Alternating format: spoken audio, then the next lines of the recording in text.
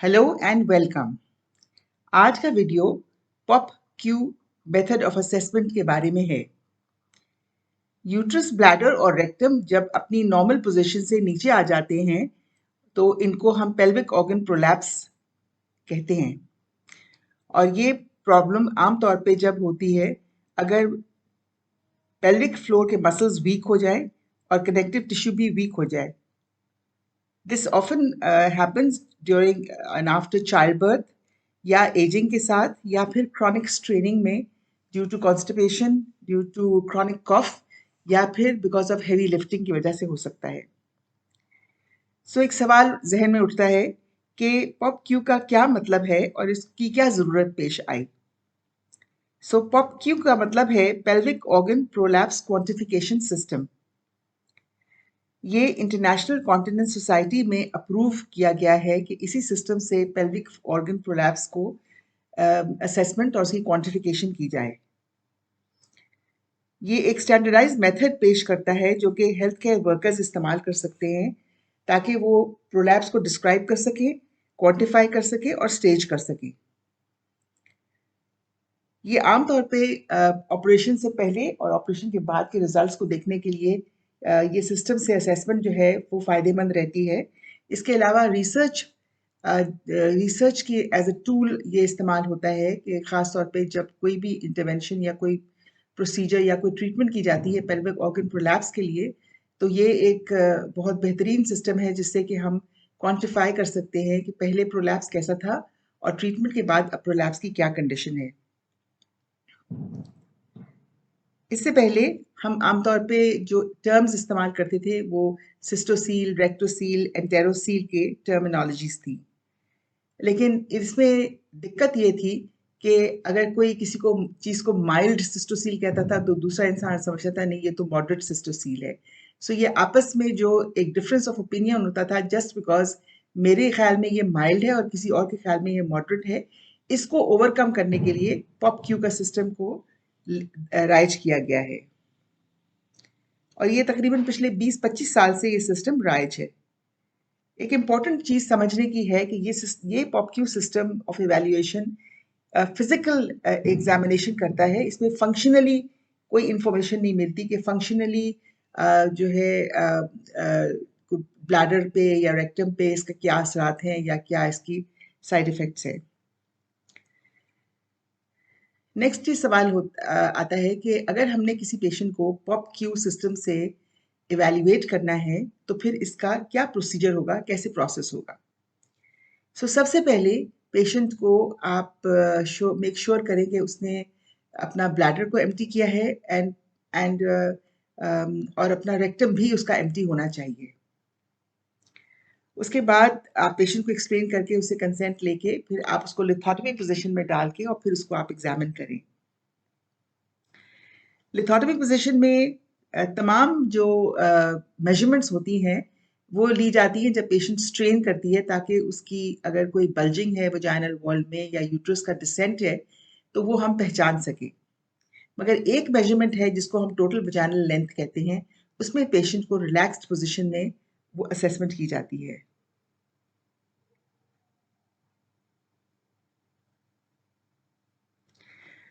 Measurements जो हैं वो एक रूलर के साथ की जाती हैं, यानी रूलर यानी कि नापने के लिए एक रूलर लिया जाता है। लेकिन ये जो हम नॉर्मल रूलर इस्तेमाल करते हैं अपने एज अ स्टेशनरी के तौर पे वो रूलर नहीं होता। ये एक ख़ास रूलर होता है जो कि डिज़ाइन किया गया है only for assessment of vaginal wall prolapse और ये सेंटीमीटर्स के अंदर होता है। ये वुडन होता है ताकि ये और आगे से राउंडेड होता है और पतला होता है और इसके अंदर जो मार्किंग होती है वो एक ऐसी इंक से होती है जो कि वजाइना को डिस्टर्ब ना करे या टॉक्सिक ना हो। पेशेंट को सबसे पहले आप लिथोटमी पोजीशन में डाल के आप पहले कसको स्पेकुलम से उसके सर्विक्स को एग्जामिन करेंगे और उसकी एंटीरियर वजाइनल फॉर्निक्स को और पोस्टीरियर वजाइनल फॉर्निक्स को, ताकि आपको कंफर्म हो जाए कि वो कंडीशन उसकी नॉर्मल कंडीशन है in terms of the structure. इसमें हम अभी मेजरमेंट को नहीं देख रहे लेकिन हम कंफर्म कर रहे हैं क्योंकि जब अगर मेनोपॉज में ख़ासतौर पे अगर मेनोपॉज को काफ़ी देर हो चुका है तो सर्विक्स एट्रोफी होके और काफ़ी फ्लश हो जाती है with the vaginal wall and उस सूरत में जो मेजरमेंट्स होती हैं वो थोड़ी सी चेंज हो जाती हैं। इसी तरीके से अगर किसी पेशेंट की हिस्टेरेक्टमी हुई भी हो तो फिर सर्विक्स आपको नहीं नजर आएगा, फिर सर्वाइकल मेजरमेंट नहीं ली जाएगी। जब आपने पेशेंट का सर्विक्स एग्जामिन कर लिया, फिर सिम स्पेक्यूलम से पेशेंट का एंटीरियर वजाइनल वॉल को मेजर किया जाता है, उसके पॉइंट्स पे मेजर किया जाता है। फिर पोस्टीरियर वजाइनल वॉल को हम पहले अपने विजुअली देखते हैं, आई आई आई आई बॉल्स से उसको हम विजुअली देखते हैं और फिर उसके बाद उसको मेजरमेंट्स करते हैं। इसी तरीके से जेनिटल हाइट्स की मेजरमेंट करते हैं और पेरिनियल बॉडी की मेजरमेंट करते हैं। तो ये तमाम मेजरमेंट्स हैं जो कि की जाती हैं और ये प्रोसीजर ये होता है कि पेशेंट को लिथोटमी पोजीशन में मेजर की जाती है। अगर पॉसिबल हो तो और अगर हम चाहें तो हम इसको पेशेंट को खड़े करके भी इसको एग्जामिन कर सकते हैं या पेशेंट को हम स्क्वाट करके भी कर सकते हैं, लेकिन ये एग्जामिनेशंस बहुत मुश्किल होती हैं क्योंकि फिर जो एग्जामिन कर रहा है उसको फिर बहुत डिफिकल्ट पोजीशन में आना पड़ता है। नेक्स्ट फिर हम अपने आप से ये सवाल करते हैं कि ये जो हमने कहा है कि हम मेजरमेंट्स करते हैं, तो ये मेजरमेंट्स किन पॉइंट्स पे मेजरमेंट्स की जाती हैं?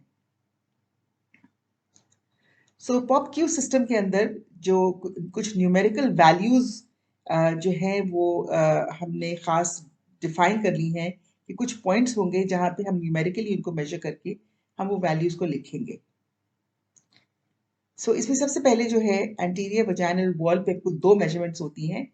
तो एंटीरियर वजाइनल वॉल एक कहलाती है। सो इसमें capital A and small A होता है जो कि एक पॉइंट होता है 3 centimeters above the anterior edge of the hymenal orifice. अगर आप एंटीरियर जो edge of the hymenal orifice है उससे आप 3 सेंटीमीटर ऊपर जाएंगे, वो जो पॉइंट है उस पॉइंट को हम कहते हैं ए, यानी कि एंटीरियर वॉल पे पॉइंट ए।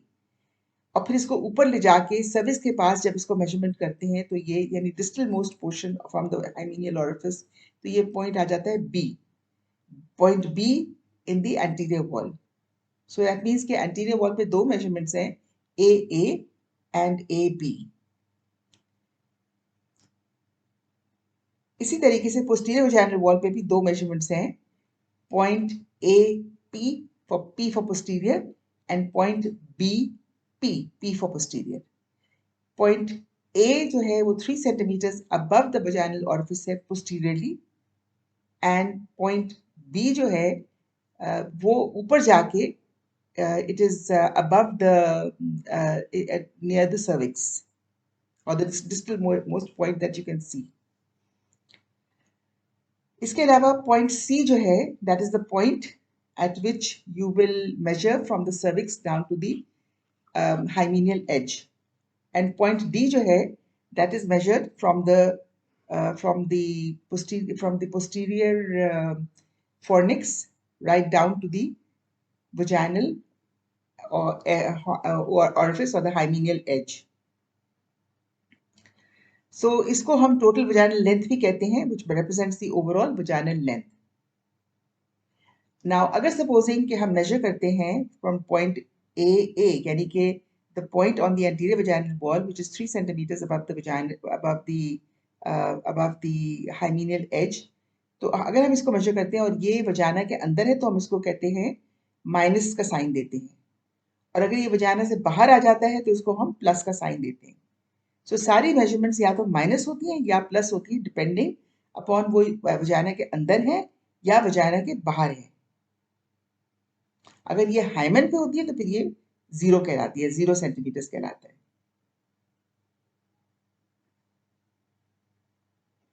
सो इसका मतलब है कि अगर किसी खातून का फुल प्रोलैप्स है तो फिर उसके जो पॉइंट सी यानी कि सर्विक्स जो है it can range from to +6, यानी कि सर्विक्स जो है वो वजाइना से 6 सेंटीमीटर्स बाहर है या 7 सेंटीमीटर्स बाहर है इन सिवियर केसेस। अब आपने अंडरस्टैंड किया होगा कि ये एक जो एक स्टैंडर्डाइज मेथोडोलॉजी है जिसमें क्वांटिफाई करते हैं। तो पहले जब हम ये कहते थे कि ये प्रोलैप्स है तो अब हम ये कहते हैं कि the cervix can be seen protruding 6 centimeters out of the vagina out of the hymenal edge. So जब आपने ये कह दिया कि 6 सेंटीमीटर्स है तो ये एक आपने क्वांटिफाई कर दिया, आपने इसमें ऑब्जेक्टिविटी दे दी, और कोई भी इसको देखेगा तो वो यही कहेगा कि it is 6 centimeters below the hymenal as.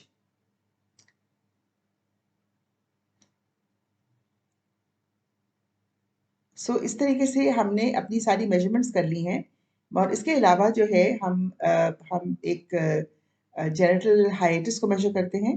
Genital हाइटिस का मतलब है from the anterior edge of the hymeneal edge in the midline to the posterior edge, which is in the midline of the hymeneal edge. And perineal body is from the hymeneal edge posteriorly to the middle part of the anus or the anal opening. That is the perineal body. तो अब आपने देखा कि हमने ये सारी measurements की। हमने एंटीरियर वजाइनल वॉल की मेजरमेंट की, हमने पोस्टीरियर वजाइनल वॉल की मेजरमेंट की, हमने cervix to the hymenal edge की मेजरमेंट की, हमने posterior fornix to the hymenal edge की मेजरमेंट की, और उसके साथ साथ हमने जेनिटल हाइटिस की और पेरिनियल बॉडी की भी मेजरमेंट्स की। और ये सारी की सारी ऑब्जेक्टिवली की, और हमने इसको एक सेंटीमीटर्स पे किया ताकि कोई भी इसमें गलती ना हो और कोई भी डुप्लीकेशन ना हो या एम्बिग्विटी ना हो। अब नेक्स्ट हमारे पास सवाल ये आता है कि फिर हम इसे रिकॉर्ड कैसे करते हैं, इस इंफॉर्मेशन को हम रिकॉर्ड कैसे करते हैं। तो इसको रिकॉर्ड करने का तरीका ये है कि हम एक ग्रिड इस्तेमाल करते हैं, 3x3 का ग्रिड। और इस ग्रिड के अंदर हमारे पास कुछ चीज़ें हैं जो कि हमारे पास लिखी भी होती हैं।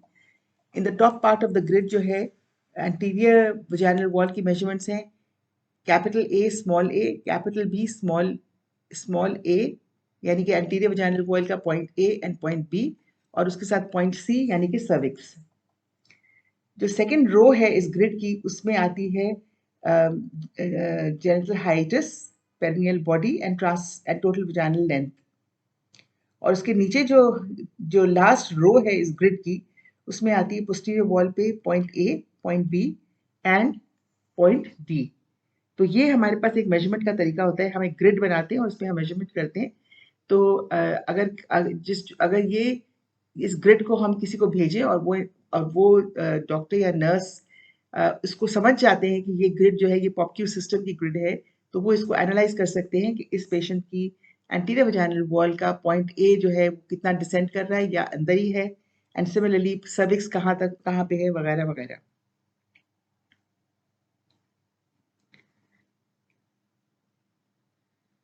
अब हम चलते हैं कि अगर सपोजिंग हमारे पास फाइंडिंग्स आ जाती हैं, तो हम इसको फिर स्टेज में कैसे कन्वर्ट करते हैं कि ये कौन सा स्टेज है according to the international continental society की जो क्लासिफिकेशन है विद द पॉपक्यू सिस्टम, तो इसमें क्या क्लासिफिकेशन है। अगर हम इस क्लासिफिकेशन को देखते हैं तो ये हमारी जो पुराना तरीका था, शॉज का तरीका था क्लासिफिकेशन का, उससे बहुत मिलती जुलती है। मसलन इसमें 5 स्टेजेस हैं, stage 0, stage 1, 2, 3 and 4। So stage 0 में देयर इज नो प्रोलैप्स। जो एंटीरियर वजाइनल वॉल का पॉइंट ए है वो अपनी जगह पे है, -3 सेंटीमीटर्स पे है।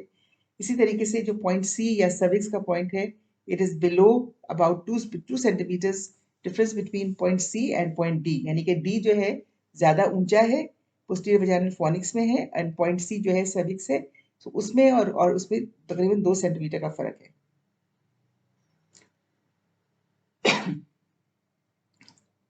इसी तरीके से हम स्टेज 1 पे आते हैं। तो स्टेज 1 में हम देखते हैं कि यहाँ पे जो distal most part of the prolapse है वो 1 centimetre above the level of the vaginal introitus या hymen है, less than 1 सेंटीमीटर।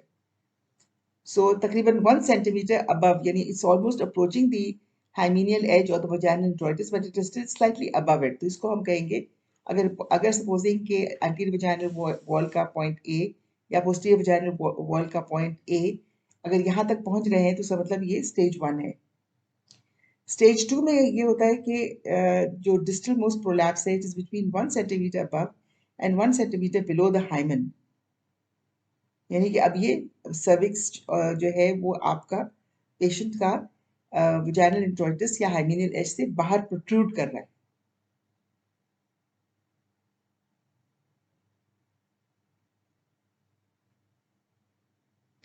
स्टेज 3 का मतलब ये है कि it is more than 1 centimetre below the hymen but no further than 2 centimeters less than the total vaginal length. And stage 4 means कि complete prosodentia or vault eversion, the most distal prolapse protrudes to at least